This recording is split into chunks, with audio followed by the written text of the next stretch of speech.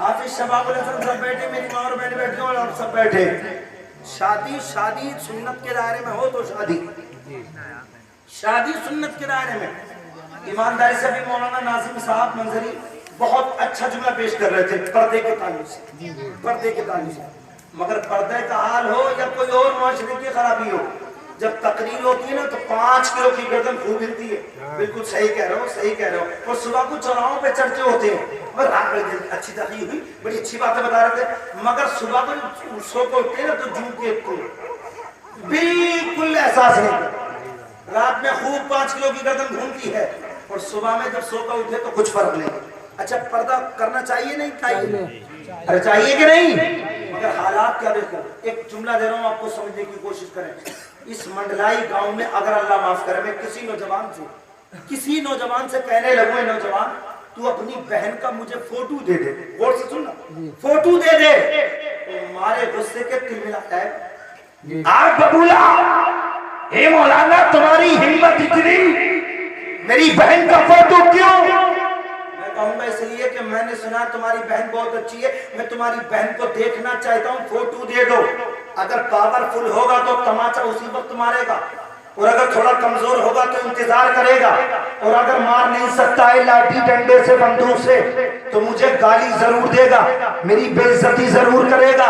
वो भी इसलिए कि मैंने उसकी बहन का फोटो मांगा, इसलिए कि बहन भाई की इज्जत है, बहन भाई की इज्जत है और बेटी बाप की इज्जत है। अगर किसी की बेटी का मैं फोटो मांगू बाप को जलाल आ जाए, अगर बहन का किसी बहन का फोटो भाई से मांगू तो भाई को जलाल आ जाए। लेकिन मुसलमान ये बता, तेरी बहन फोटो में न मुस्कुरा सकती है, न मुझे देख सकती है, न मुझसे बोल सकती है, न मुझसे कलाम कर सकती है।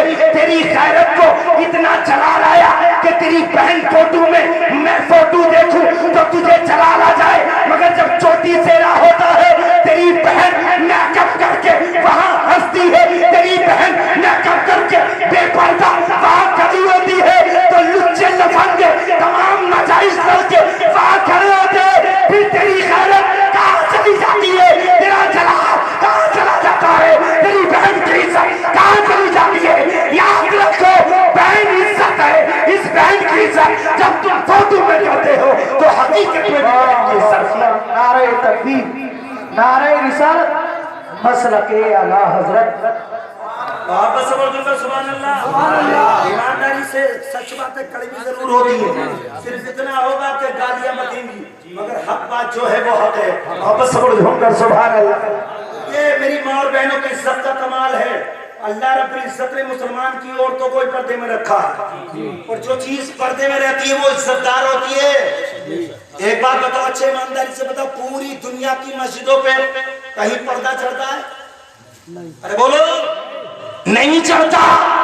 जो सबसे ज्यादा इज्जत में है उस मस्जिद को मस्जिद हराम कहते हैं, जो मक्के में, सुभान अल्लाह, मक्के में खाने काबा पे पर्दा, खाने काबा का पर्दा बता रहा है कि दुनिया में जितनी मस्जिदें हैं वो भी इज्जत की है, मगर तमाम मस्जिदों में सबसे ज्यादा इज्जत है तो मस्जिद हराम की है। बिल्कुल इसी तरीके से तमाम दुनिया की औरतों की इज्जत है, मगर इन तमाम औरतों में सबसे ज्यादा इज्जत है तो मुसलमान की औरत की।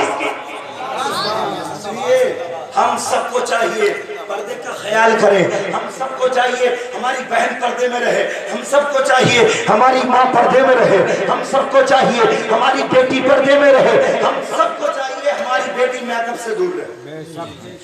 मेकअप अल्लाह माफ करे, मुझे गालियां जरूर मिलेगी, मगर सुनो, हक बात कहते बगैर मैं नहीं छूटता। वापस सबर दूंगा, सुभान अल्लाह। अच्छा एक बात बताओ, मेकअप करना सही है गलत? अरे बोलो गलत है ना। जब हमारा हम बाप है या बेटी पे सब कंट्रोल है तो मेकअप पे बाप कंट्रोल क्यों नहीं करता? भाई बहन पे कंट्रोल करता क्यों नहीं? अरे मेकअप का हुक्म था तो बीवी के लिए हुक्म था, शोहर के लिए करे। अगर शोहर की रजामंदी हो, शोहर चाहे तो बीवी मेकअप करे। आज हाल ये है, शोहर के सामने जैसा रहे वैसा रहे, लेकिन जब घर से जाती है तो मेकअप करके जाती है। خوبصورت بن کے جاتی ہے, بناؤ سنگار کر کے جاتی ہے. میں بڑی ذمہ داری کے ساتھ کہنا چاہتا ہوں, یہ خوبصورتی نہیں ہے, یہ بناؤ سنگار نہیں ہے, یہ نعمت لے کے نہیں جاتی, یہ زحمت لے کے جاتی ہے. اور وہ عورت, وہ بہن, وہ بیٹی جو اپنے آپ کو اپنی طبیعت کے لیے اچھا بننے کے لیے بناؤ سنگار کرے, وہ اچھی نہیں ہوتی. ہماری اور تمہاری زندگی یہ ہونی چاہیے تھی کہ ہم طبیعت میں اچھے لگے یا نہ لگے, مصطفیٰ کی شریعت میں اچھے لگے. سنو, میک اپ, ایک میک اپ کا جو سب سے بڑا معاملہ ہے وہ ہے لالی. لالی ہے نا, اس کا نام ہے لپسٹک ہے نا, یہ لگتی ہے نا, اور جس کے ہونٹوں پہ نہ لگے اس کا میک اپ نظر ہی نہیں آتا. مگر میں آج تمہیں لالی کے تعلق سے بڑی قیمتی بات بتا رہا ہوں, ہو سکے تو دل کی تختی پہ نوٹ کر لینا. محبت سے بڑھ جھوم کر سبحان اللہ. رب کے بولو یا رسول اللہ, یہ لالی کیا ہے؟ اللہ کا عذاب ہے لالی, اللہ کا عذاب. ایمانداری سے بتا رہا ہوں, میں نے کئی جگہ تقریر کی ہے شادیوں کے معاملے میں, الحمدللہ پتا چلا کہ بہت اچھا معاملہ آیا, بہت اچھا رزلٹ آیا. لالی کو دیکھو, جو لالی کو جس نے بنایا نہیں پوری دنیا میں, اس کے مالک کا نام ہے, فیکٹری کے جو لالی بناتا ہے اس کی فیکٹری کا مالک کا ہے ایمٹی گلیز. کیا نام ہے؟ Empty glazed. اس نے کتاب لکھی ہے اور کتاب میں لکھا ہے اس نے کہ ہم لالی کس چیز سے بناتے ہیں. ایمٹی گلیز کا بیان ہے کہ ہم جب لالی بناتے ہیں تو تمام دنیا کے جانوروں کی چربی پگھلا کے لالی بناتے ہیں. تمام دنیا کے جانوروں کی چربی پگھلا کے لالی بناتے ہیں. مگر اس کے آگے خود بیان ہے کہ تمام جانوروں کی چربی میں جب ملاتے ہیں تو وہ چربی پگھل جاتی ہے, کیونکہ انسان کے اندر گرمی بہت ہوتی ہے. انسان کی گرمی سے تمام جانوروں کی چربی پگھل جاتی ہے. مگر ایک جانور ایسا جس کو ہم خنزیر کہتے ہیں, خنزیر کی چربی انسان کے بدن پر لگ کر نہیں پگھلتی. تو ایمٹی گلیز کہتا ہے کہ ہم تمام جانوروں کی چربی ملائے نہ ملائیں, مگر خنزیر کی چربی لالی میں ضرور ملاتے ہیں, اس لیے کہ وہ انسان کی گرمی سے نہیں پگھلتی. جب نہ پگھلے گی تو لالی ہونٹوں سے نیچے ٹپک کر نہ گرے گی. میں پوچھنا چاہتا ہوں ان ماں اور بہنوں سے, ان بیٹیوں سے, ان بھتیجیوں سے, ان اسلامی خاتون کی نوجوان لڑکیوں سے پوچھنا چاہتا ہوں, کیا تم اپنے ہونٹوں پہ لالی لگاؤ گی یا تم اپنے ہونٹوں پہ خنزیر کی چربی لگاؤ گی؟ یاد رکھو, جب لالی لگا لی تو خنزیر کی چربی لگا لی, لالی لگا لی تو خنزیر کی چربی لگا لی. اب جب خنزیر کی چربی لگا لی تو ہماری نماز ادا نہیں ہوگی, ہمارا روزہ ادا نہیں ہوگا, ہمارے قرآن کی تلاوت ادا نہیں ہوگی, ہمارا کلمہ ادا نہیں ہوگا. اے میری ماں بہنوں, تمہارے ہونٹ اللہ نے اس لیے نہیں بنائے تھے کہ تم لالی لگاؤ, بلکہ ہونٹ اس لیے بنائے تھے کہ تم اپنے ہونٹوں پہ درود مصطفیٰ رکھو, اپنے ہونٹوں پہ قرآن کی تلاوت رکھو, اپنے ہونٹوں پہ نعت مصطفیٰ. اب سنو, جب ہونٹوں پہ لالی لگا لی, امید کر رہی ہو کہ شوہر عزت کرے, ہو ہی نہیں سکتا. ہونٹوں پہ خنزیر کی چربی لگا لی, سوچ رہی ہو بھائی عزت کرے, ہو ہی نہیں سکتا. تم ہونٹوں پہ خنزیر کی چربی لگا لو, سوچو کہ اولاد نیک پیدا ہو, یاد رکھو یہ ہو ہی نہیں سکتا. اولاد نیک ان گھروں میں پیدا ہوتی ہے جن کے دل میں عشق مصطفیٰ ہوتا ہے اور لبوں پہ قرآن کی تلاوت ہوا. اللہ اکبر, محبت سے بڑھ جھوم کر سبحان اللہ. اس لیے میری ماں اور بہنوں سے اپیل ہے, گزارش ہے, اس لالی سے بچے اور میک اپ سے بھی بچے اور تمام بے پردگی سے بچے, اس لیے کہ اسلام کی عورت, اسلام کی بہن جو ہے وہ سب سے زیادہ عزت دار ہے. آپ نے دیکھا نہیں ہے, ایک مثال اور بھی میں دیتا ہوں, یاد رکھو تمام کتابیں, اگر حافظ شباب الحسن صاحب کے کمرے میں ایک الماری ہو اور الماری میں تمام کتابیں رکھی ہوئی ہوں اور موٹی موٹی تمام کتابیں رکھی ہوں, حافظ شباب الحسن صاحب قاری ریاض الحسن سے یا قاری ریاض الحسن صاحب حافظ شباب الحسن سے کہے کہ جاؤ آپ الماری کے پاس جا کے قرآن اٹھا لاؤ, تو ضرورت نہیں پڑے گی قرآن پڑھنے کی کہ ان کتابوں میں قرآن کون سا ہے, اس لیے کہ جو قرآن ہوتا ہے اس پہ جزدان ہوتا ہے, اس پہ جزدان ہوتا ہے, اس پہ کپڑا ہوتا ہے. پتا چلا جو تمام کتابوں میں سب سے عزتدار کتاب ہے قرآن, اس پہ کپڑا ہوتا ہے. بالکل اسی طریقے سے تمام عورتوں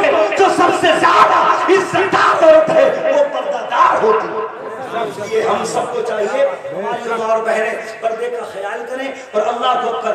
میں اور تمام اسلامی ماں بہنوں کی میں یہ مت سمجھنا میں کٹی کر رہا ہوں, میں سچی بات بیان کر رہا ہوں, ورنہ اسلام کی خاتون تو ایسی ایسی گزری ہے خدا کی قسم.